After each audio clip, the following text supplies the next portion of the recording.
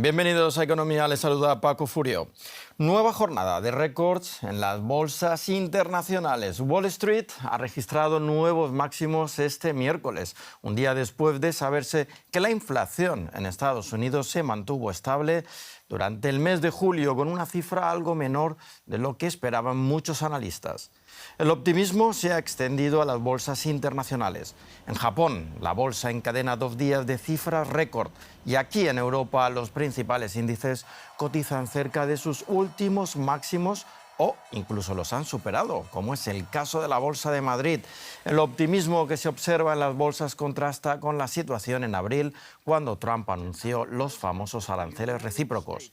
Las caídas fueron tan bruscas entonces que el presidente estadounidense tuvo que modificar sus planes iniciales. Hablamos sobre lo que está pasando en las bolsas con nuestro compañero José David Navarro en Frankfurt. José, sorprende que a pesar de los aranceles y de la incertidumbre geopolítica internacional estemos hablando de niveles récord en las bolsas. ¿Qué es lo que hay detrás de este fenómeno? Hola Paco, ¿qué tal? Pues ha sido un efecto en cadena. El último eslabón, si lo queremos llamar así, ha sido ese dato de inflación que adelantabais en Estados Unidos, que manda la señal que de momento la economía estadounidense resiste el efecto de los aranceles. Eso ha tenido un efecto global, Paco, debido a la importancia, ¿no?, que tiene el mercado y la economía estadounidense, con la expectativa de que pronto va a haber un recorte de los tipos y las tasas de interés en Estados Unidos. El efecto se nota aquí en Europa. Las bolsas europeas están rondando los últimos máximos. También hay que recordar, Paco, apoyadas por la expectativa o la esperanza, podríamos decir, de que después del encuentro previsto para el viernes entre Putin y Trump pueda haber algún cambio en la guerra en Ucrania. Pero, como les digo, todo esto son expectativas y las expectativas pueden cambiar muy rápido. Hasta ahora el foco había estado en que Trump en lo comercial siempre reculaba después de sus anuncios más agresivos, pero, Paco, los expertos ya advierten de que pronto probablemente esos efectos de los aranceles empiecen a salir a la superficie y las expectativas de los inversores podrían cambiar. Gracias, José David. En la bolsa hay una cierta euforia porque la inflación estadounidense ha sido algo menor de lo esperado según las cifras de julio, y junto con la ralentizada marcha de la economía del país se podría justificar una rebaja de tipos por parte de la Fed. Es algo que espera la Casa Blanca y, entre otros bancos, Goldman Sachs, contra el que, sin embargo, el presidente Trump arremetió con sus cálculos sobre el impacto negativo de los aranceles.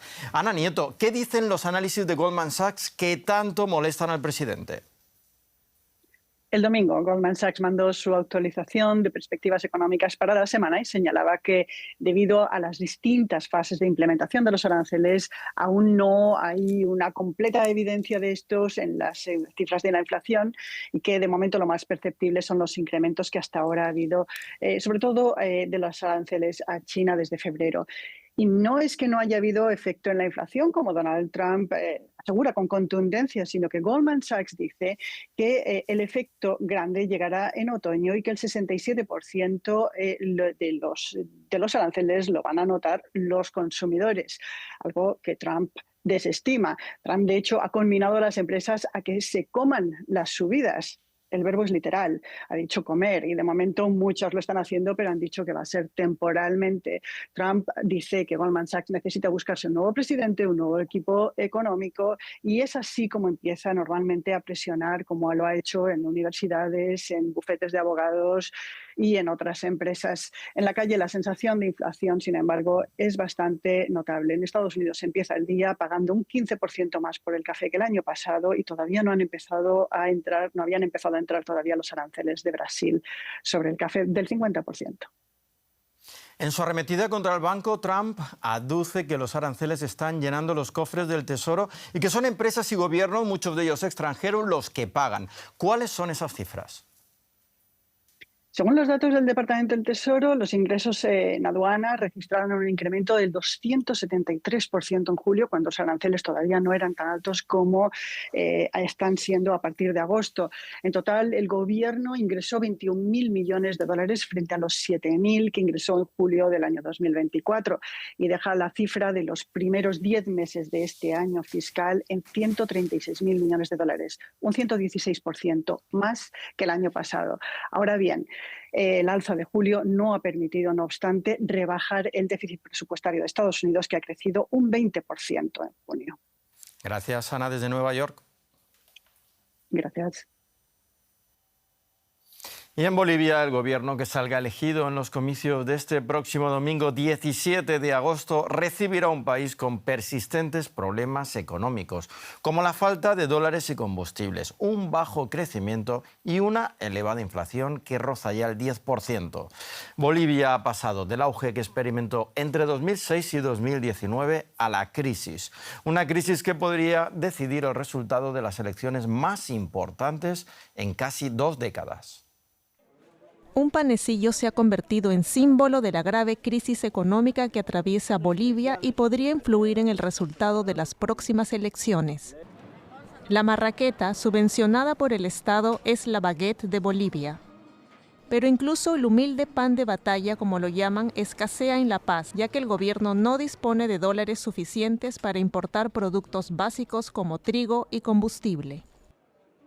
Muchos hacen cola durante horas por el pan subvencionado, mientras que otros compran pan sin subsidio para alimentar a sus familias. Con este gobierno no hay esperanza. Este gobierno tiene que irse y entrar un gobierno que sepa cómo viven los pobres, ¿no? Hay filas para el pan y para todo. Vaya a los hospitales, no hay medicamentos. En la década de 2010, Bolivia era otra. Con las segundas mayores reservas de gas de América Latina, su economía crecía con el auge de las materias primas. Pero la caída en la producción de gas por falta de inversión la llevó de la bonanza a la crisis. Para estabilizar la economía, el gobierno imprimió dinero, pero la medida dejó la inflación en torno al 25%. Con la subida de precios, casi la mitad de la población se considera ahora pobre, según la Fundación Jubileo. Las colas interminables en las gasolineras muestran la crisis. El país se queda sin combustible. Lo poco que se había ganado en los años anteriores se ha ido perdiendo. ¿Y por qué razón? Porque la economía se ha contraído, ha aumentado el desempleo, por lo tanto la generación de empleo por parte del sector informal ha aumentado mucho más de lo que estaba. Los dos principales candidatos a las elecciones prometieron cerrar las empresas estatales deficitarias, eliminar los subsidios al combustible y abrir el país a la inversión extranjera. Sin perspectivas de que ningún candidato alcance la mayoría absoluta el domingo, es probable que la elección se decida en un balotaje el 19 de octubre. Y las basuras en Bogotá parecen estar fuera de control. Las denuncias en redes sociales son una constante. Los habitantes de la ciudad capitalina se quejan de que el problema no es atendido por la alcaldía local, que tampoco quiso atender una entrevista al respecto. Expertos consultados consideran que son muchos los factores que la ciudad debe mejorar y que el sistema mejoraría mucho si los habitantes de la ciudad vieran en las basuras un potencial de la economía circular. El lugar de trabajo de Luis es el último sitio donde pueden reciclarse las basuras orgánicas que se producen en Bogotá.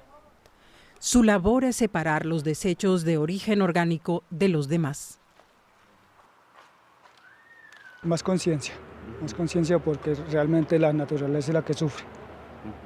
Y nosotros también, porque nosotros como en este trabajo pues nos cortamos también en las manos y eso es muy complicado trabajar en este sistema, pero toca. Por el medio ambiente toca hacerlo.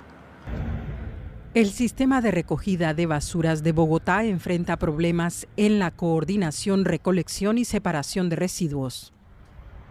Nosotros vemos el problema de las basuras como un problema de sanitización, ¿cierto?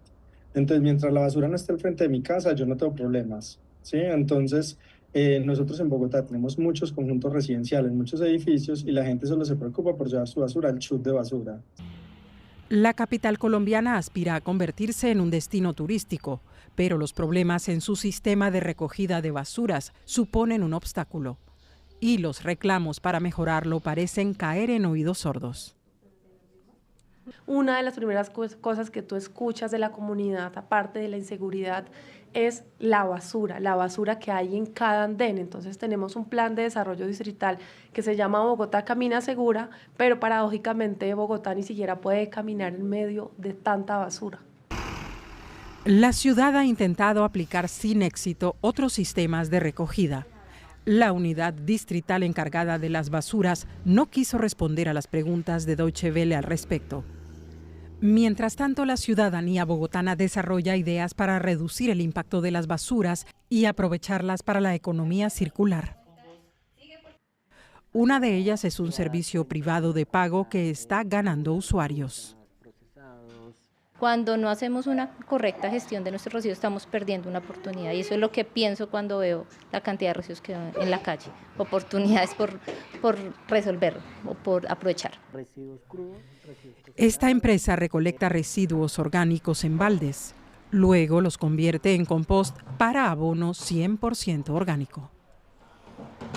2.700 hogares que están en las 10 localidades en la ciudad de Bogotá, y esas 150 toneladas de residuos orgánicos significan alrededor de 80 a 90 toneladas de abono orgánico, que es el que entregamos a las asociaciones campesinas o a los hogares que hacen parte del programa. Este tipo de proyectos impide que los desechos orgánicos se mezclen con residuos no reciclables. Ello también mejora las condiciones de trabajo de personas como Luis. Nace nueva vida, porque nacen semillas, nace de todo, vuelve a haber naturaleza, hasta los aves también vuelven acá, porque aquí han vuelto muchos aves. Y hasta aquí nuestro segmento de economía. Les invito a que sigan con nosotros en DW en español. En nombre de todo el equipo de Berlín, gracias por su atención. Hasta la próxima.